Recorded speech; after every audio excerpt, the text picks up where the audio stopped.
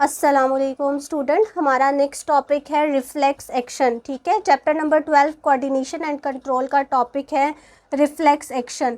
Reflex action क्या है? ये भी सेंट्रल नर्वस सिस्टम से ही ओरिजिनेट होता है। ठीक है, when central nervous system send impulses to muscles और glands, two types of actions are perform. ठीक है, वॉलेंट्री एक्शंस और इनवॉलेंट्री एक्शंस।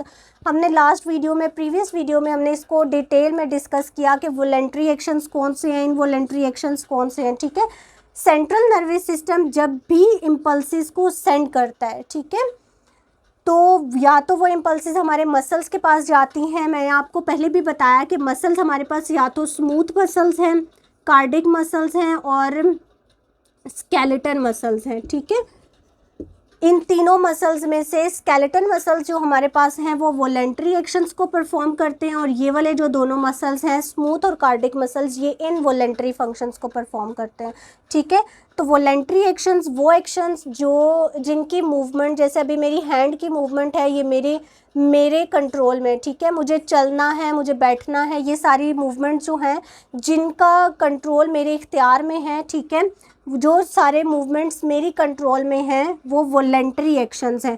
इसी तरह कुछ मूवमेंट्स जो मेरे कंट्रोल में नहीं है, जैसे कि हार्ट बीट है, ब्रीथिंग है, डाइजेस्टिव सिस्टम के जितने भी मसल्स काम कर रहे हैं, वो इनवॉलेंट्री एक्शंस में आते हैं। ठीक है, आज जो हमारा टॉपिक है वो रिफ्लेक्स एक्शन का है। हम देखते हैं कि रिफ्लेक्स एक्शन क्या है। रिफ्लेक्स एक्शन और रिफ्लेक्स आर्क दोनों, मोस्टली स्टूडेंट इन दोनों को एक ही चीज़ समझते हैं और इनको मिक्सअप कर देते हैं। तो रिफ्लेक्स एक्शन क्या है? Central nervous system produce very quick actions. ठीक है, कुछ हमारी बॉडी में रिएक्शंस बहुत ही क्विक जनरेट हो जाते हैं। ठीक है, जिनका मैसेज ब्रेन तक नहीं जाता, स्पाइनल कॉर्ड खुद ही मोटर न्यूरॉन्स को जनरेट करके रिस्पॉन्स को जनरेट कर देता है, तो वो बहुत ही क्विक होता है। जैसे कि आपकी बुक में एग्जांपल दी हुई है कि अगर आपका हाथ किसी भी हॉट ऑब्जेक्ट के ऊपर लग जाता है जो बहुत ही ज़्यादा हॉट है, ठीक है, हॉट ऑब्जेक्ट है, तो आपका हाथ फ़ौरन ही पीछे हट जाता है। ठीक है, जैसे ही हॉट ऑब्जेक्ट के ऊपर टच हुआ, फ़ौरन सेंसरी नर्व्स उस इंफॉर्मेशन को रिसीव करेंगी और कहाँ ले जाएंगी? सेंट्रल नर्वस सिस्टम यानी कि स्पाइनल कॉर्ड के पास। ठीक है, स्पाइनल कॉर्ड में इंटर न्यूरॉन्स हैं। मैंने आपको पहले भी बताया था कि ब्रेन और स्पाइनल कॉर्ड जो है वो इंटर न्यूरॉन से मिलकर बना हुआ है। तो इंटर न्यूरॉन स्पाइनल कॉर्ड में भी प्रेजेंट है। यही इंटर न्यूरॉन्स फ़ौरन मैसेज जनरेट करेंगी और मोटर न्यूरॉन्स के जरिए इफेक्टर को मैसेज भेजेंगी। यहाँ इफेक्टर हमारे बॉडी के मसल्स हो सकते हैं। ठीक है, मसल्स हो सकते हैं या ग्लैंड्स हो सकते हैं। तो ये फ़ौरन एकदम से जनरेट होगा मैसेज और हम फ़ौरन से हाथ उठा लेंगे। ठीक है, अगर ये मैसेज ब्रेन तक जाए, ब्रेन उसको इंटरप्रेट करे, फिर मोटर न्यूरॉन्स जनरेट हों, तो उसमें थोड़े सेकंड्स लगते हैं, इतने में तो हमारा हाथ जल जाए।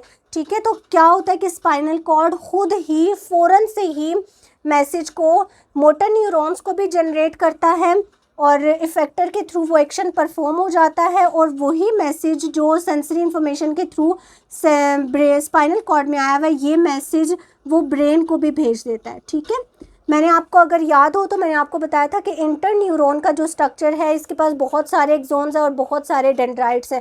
ये बहुत सारे एक्सॉन्स और डेंड्राइट्स के थ्रू मैसेज रिसीव भी कर रहा है एट द सेम टाइम, और इसके पास बहुत ज़्यादा डेंड्राइट्स और एक्सॉन्स होने की वजह से बहुत सारे messages at the same time भेज भी रहा है। ठीक है, अब देखिए हमारी बॉडी में सिर्फ एक फंक्शन नहीं हो रहा, at the same time breathing भी हो रही है, सर्कुलेशन भी हो रही है, स्केलेटल मसल्स की भी मूवमेंट हो रही है, डाइजेस्टिव सिस्टम भी अपना काम कर रहा है।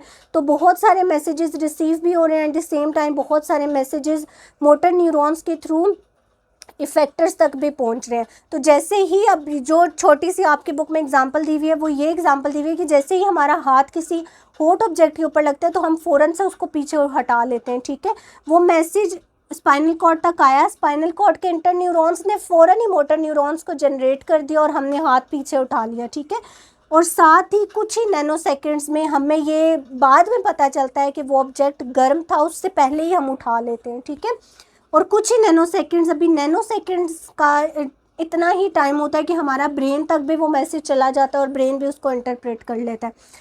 तो central nervous system produce very quick response. देखें, रिसेप्टर ने मैसेज रिसीव किया, ठीक है। रिसेप्टर्स क्या है यहाँ पर, इस एग्जांपल में स्किन जो है वो मेरे रिसेप्टर्स के तौर पे एक्ट करी है। स्किन ने मैसेज को रिसीव किया, सेंसरी नर्व्स ने मैसेज को लिया और कहाँ तक ले गए, स्पाइनल कॉर्ड के पास। स्पाइनल कॉर्ड ने मोटर न्यूरॉन्स को जनरेट किया और मैंने अपना एक्शन परफॉर्म कर लिया। तो ये जो क्विक एक्शन होता है, जो बहुत जल्दी परफॉर्मेंस आती है, उसको हम रिफ्लेक्स एक्शन कहते हैं। ठीक है। नेक्स्ट है reflex arc, the pathway followed by a nerve impulses for producing reflex action. अब देखें, यहाँ से एक्शन स्टार्ट हुआ, यहाँ से रिसेप्टर्स ने मैसेज को रिसीव किया। यहाँ रिसेप्टर कुछ भी हो सकता है, हमारी आई भी रिसेप्टर्स के तौर पे काम कर सकती हैं, लेकिन इस एग्जांपल में मैंने आपको बताया कि स्किन जो है वो रिसेप्टर के तौर पे काम कर रही है। तो मैसेज को रिसीव किया सेंसरी न्यूरॉन्स के थ्रू, और पहले मैसेज गया स्पाइनल कॉर्ड के पास, फिर उसके बाद मैसेज ने जो अपना एक्शन परफॉर्म किया। तो ये वाला जो पूरा पाथवे है ये क्या कहलाता है, रिफ्लेक्स आर्क। तो ये हमारा आज का टॉपिक था, reflex action. Hope so students आपको समझ आ गया होगा।